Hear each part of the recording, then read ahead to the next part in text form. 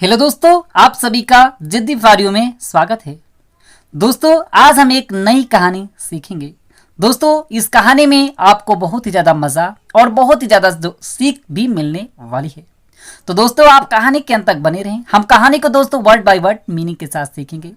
दोस्तों, कहानी अगर अच्छी लगे तो लाइक कर देना। चैनल पर अभी नए हैं तो चैनल को सब्सक्राइब करना ना भूलेगा, क्योंकि दोस्तों ऐसी ही मज़ेदार कहानी हम अपने यूट्यूब चैनल पर प्रतिदिन लाते रहते हैं। तो आइए दोस्तों, देखते हैं आज की कहानी। दोस्तों, कहानी है द मंकी, बंदर एंड द कैप सेलर, और टोपी बेचने वाला। बंदर और टोपी बेचने वाला। तो आइए दोस्तों, देखते हैं इस कहानी को। One day some monkeys playfully took all the caps of a cap seller who was sleeping under a tree. One day एक दिन, सम मंकीज कुछ बंदर, प्लेफुली प्रसन्नता पूर्वक, या कह सकते हैं दोस्तों मन मौजी के साथ, टूक ले लिए ऑल द कैप्स सभी टोपियां, ऑफ अ कैप सेलर एक टोपी बेचने वाले की, हु वाज स्लीपिंग जो सो रहा था, अंडर अ ट्री, अंडर में नीचे, अ ट्री अ पेड़ के। एक दिन कुछ बंदर मनमौजी के साथ या प्रसन्नता पूर्वक एक टोपी बेचने वाले की सभी टोपियां ले लिए जो कि पेड़ के नीचे सो रहा था। जब ले लेते हैं तो दोस्तों वो टोपी बेचने वाला उठता है तो क्या करता है, when he woke up, when जब, ही वोक अप वह जगा, जब वह टोपी बेचने वाला जगा, ही सा वह देखा, दैट की हिज बैग उसका बैग, वाज इम्पटी, वाज था इम्पटी खाली। जब वह जगा तो वह देखता है कि उसका बैग जो था खाली था।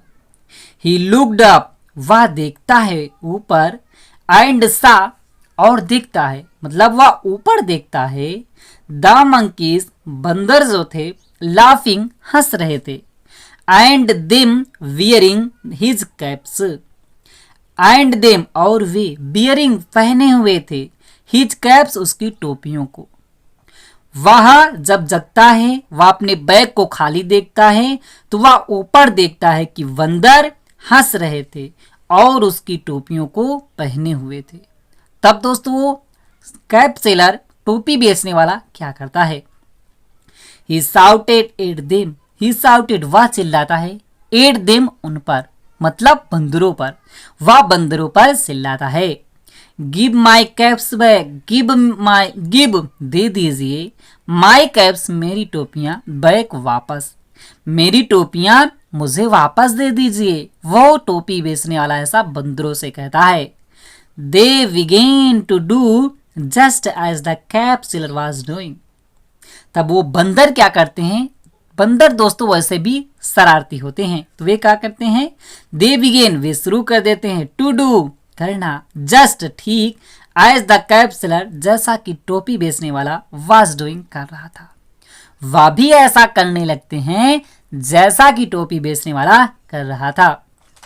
The cap seller was worried, the cap seller टोपी बेचने वाला, वाज वरीड चिंतित हो गया।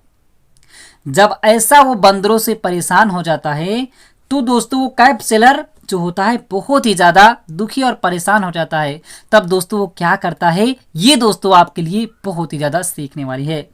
ही thought of a solution to get out of this problem, he thought वह सोचता है, ऑफ अ सॉल्यूशन एक समाधान, टू गेट आउट ऑफ मतलब दोस्तों होता है मुक्त होना, दिस प्रॉब्लम इस समस्या से।